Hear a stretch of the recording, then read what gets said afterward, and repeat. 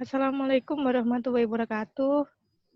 Kami dari kelompok 7 akan mempresentasikan jawaban dari pertanyaan perwakilan kelompok yang lain. Sebelum dimulai, marilah kita memperkenalkan diri. Perkenalkan, nama saya Ezra, NRP 12.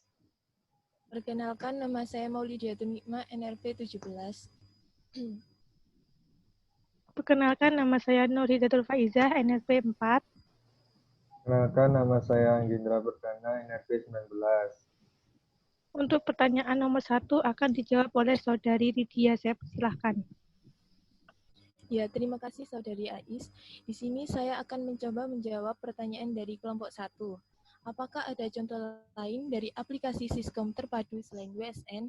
Jika ada, mohon dijelaskan. Sama beri penjelasan tambahan tentang konsep WSN.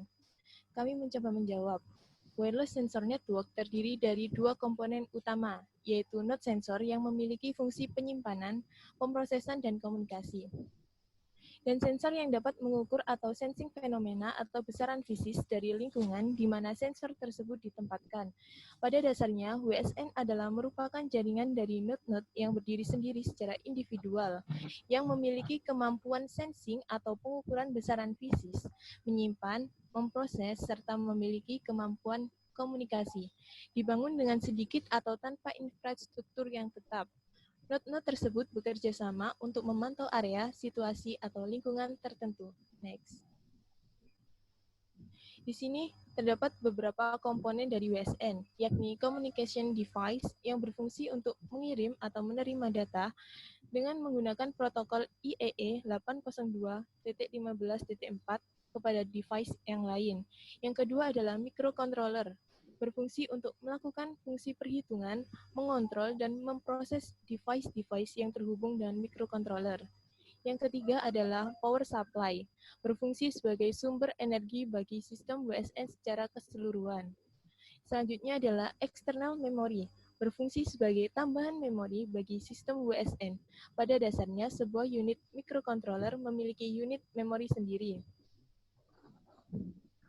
Dan yang terakhir adalah sensor, berfungsi untuk mensensing besaran-besaran fisik yang hendak diukur. Next. Selain WSN, terdapat pengaplikasian sistem komunikasi terpadu. Salah satunya adalah sistem transportasi terintegrasi. Konsep Smart Mobility terlihat dari tersedianya sejumlah fasilitas pendukung, misalnya yaitu terdapat sejumlah moda transportasi untuk memenuhi kebutuhan masyarakat.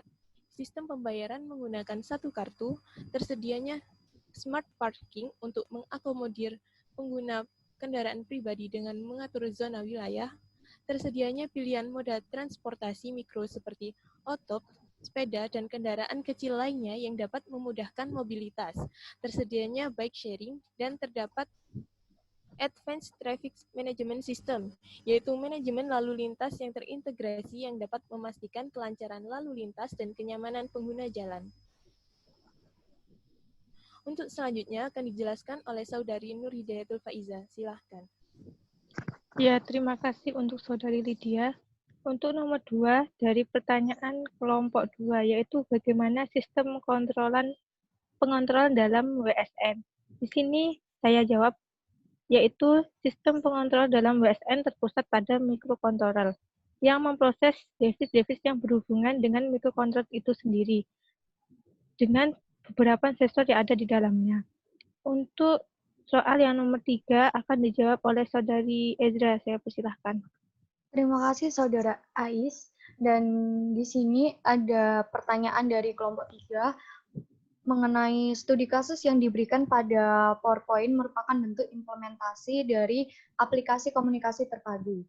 Lalu, apakah ada studi kasus yang membahas mengenai permasalahan dari pengguna wireless sensor network itu sendiri? Nah, di sini kami akan mencoba menjawabnya. Ya, terdapat studi kasus yang membahas mengenai permasalahan dari penggunaan wireless sensor network, yakni studi kasus dengan judul Analisa Konsumsi Daya pada wireless sensor network menggunakan algoritma Leeds pada tahun 2011 yang ditulis atau diteliti oleh Ade Muria Mukaroma, mahasiswa S1 Teknik Telekomunikasi dari Telkom University. Dan di sini Wireless sensor network sendiri merupakan perangkat jaringan nirkabel yang terdiri dari sejumlah sensor node dan juga alat komunikasi untuk mengirim dan menerima data. Karena itu, wireless sensor network biasanya digunakan untuk komunikasi, monitoring, tracking, dan controlling.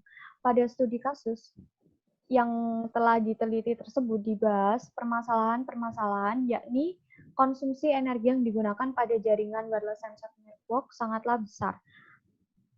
Namun, digunakannya baterai sebagai catu daya pada wireless sensor network menjadi suatu kendala yang besar yang dapat mengakibatkan jaringan tersebut tidak akan dapat bertahan lebih lama. Apabila jaringan tersebut tidak dapat bertahan lebih lama, maka pengawasan terhadap suatu daerah juga tidak akan optimal. Untuk mengatasi permasalahan tersebut, dari permasalahan konsumsi daya pada wireless sensor network, digunakanlah algoritma Leeds sebagai solusi dari permasalahan wireless sensor network tersebut. Nah, kemudian untuk pertanyaan dari kelompok 4 akan dijelaskan oleh Saudara Anggi. Terima kasih Saudari Aira. Untuk pertanyaan dari kelompok 4 yaitu pada arsitektur sistem, bagaimana proses pada internet sehingga terdapat pengiriman dari sensor ke user.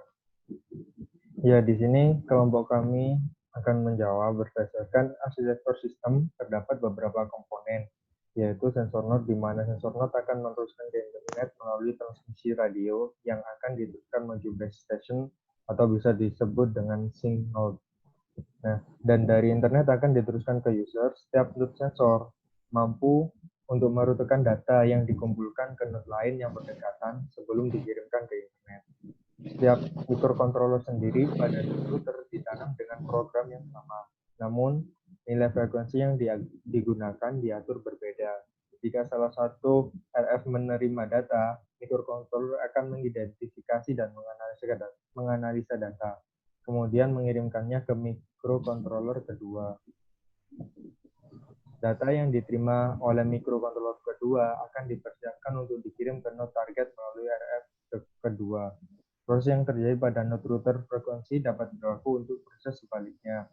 Setelah data telah diterima pada internet atau server, maka data tersebut akan di-broadcast ke user-user yang telah ditentukan. Dari user informasi tersebut dapat diakses secara real-time melalui remote server, di mana user akan mendapatkan pengalamatan IP address dari server sehingga memungkinkan untuk meremote dan memonitoring secara real-time setelah terkoneksi dengan internet atau server. Untuk pertanyaan yang kelima akan dijawab oleh Saudari Ais dan Lydia. Ya, terima kasih Saudara Anggi. Di sini saya akan mencoba menjawab pertanyaan dari kelompok 5. Ada banyak bidang yang menerapkan WSN, terutama dalam monitoring suatu objek. Salah satu contohnya yakni penerapan WSN aktif volcano. Bagaimana tingkat keefektifan penggunaan WSN apabila dibandingkan dengan perangkat seismik dalam memantau aktivitas gunung berapi, mengingat banyaknya gunung yang aktif di Indonesia? Mohon penjelasannya. Dari kelompok kami akan mencoba menjawab. Memantau aktivitas gunung api, menurut ahli gunung api memiliki 3 metode utama, yaitu mengevaluasi tipe, magnitude, dan lokasi dari gempa, mengamati dan menafsirkan naik turunnya permukaan tanah, dan mendeteksi perubahan terhadap aliran panas, air, dan gas dari gunung api. Next. Karena pemantauan dapat dikategorikan berdasarkan tipe data pengukuran, yaitu yang pertama pemantauan seismik adalah sebuah usaha sistematik untuk mengecek aktivitas seismik di gunung api. Aktivitas seismik dianggap indikator terbaik untuk memprediksi level dan evolusi aktivitas vulkanik. Pada setiap rekaman letusan gunung api biasanya didahului dengan perubahan pada aktivitas seismik di dalam atau di sekitar gunung api. Yang kedua yakni pemantauan deformasi tanah, yaitu usaha yang dilakukan dengan mengamati perubahan tinggi vertikal atau jarak horizontal pada permukaan tanah gunung api yang biasanya terjadi sebelum atau sesudah dan selama gempa atau letusan vulkanik. Yang terakhir adalah pemantauan gas bersama dengan temperatur juga bisa dilakukan pada gunung api. Untuk penjelasan selanjutnya akan dijelaskan oleh Saudari Nurhidayatul Faiza. Dipersilahkan. Terima kasih Saudari Lydia. Dari jawaban tersebut bisa kita bedakan antara perangkat seismik dan WSN.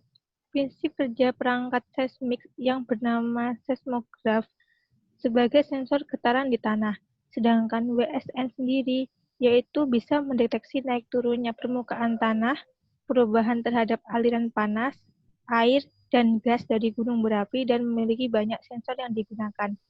Di sini bisa diartikan bahwa keduanya lebih efektif dan lebih otomatis dalam penggunaan, yaitu WSN, karena dalam WSN terdapat banyak sensor yang ada di dalamnya. Untuk pertanyaan selanjutnya akan dijawab oleh Saudari Ezra dan Saudara Anggi. Saya persilahkan. Terima kasih Saudari Lydia dan Saudari Ais.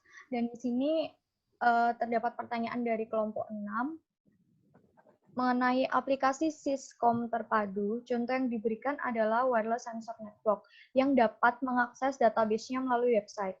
Yang ingin saya tanyakan, apakah sistem VoIP seperti pada PABX dapat digolongkan ke dalam Syscom terpadu atau tidak? Tolong berikan penjelasan singkatnya. Terima kasih. Nah, di sini kelompok kami akan menjawabnya.